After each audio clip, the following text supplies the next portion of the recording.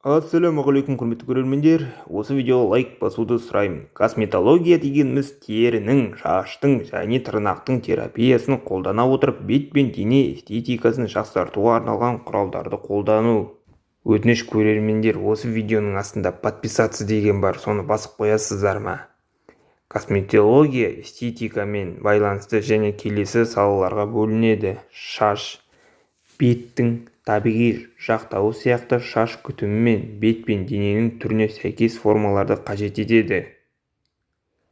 Бет эстетикасы бет әлпетін жақсарту үшін күтім мен емдеуге баса назар аударады. Дене эстетикасы, мысалы, целлюлитті қалпына келтіруге арналған массаждарға және теріні серпімді ұстауға арналған емдеуге мамандандырылған. Интегралды эстетикалық бет пен дененің қалған бөлігіндегі тері күтімі туралы білімді біріктіреді. Аппарат бұл сұлулыққа негізделген технологиялық жабдықты пайдалану. Жүргізілген емдердің кейбіреулері фототерапия, кавитация, мезотерапия және прессотерапия.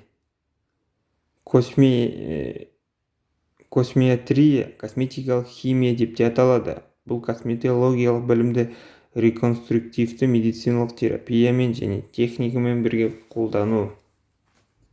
Сіздерден осы видеоға лайк басып, подписаться басуды сұраймын.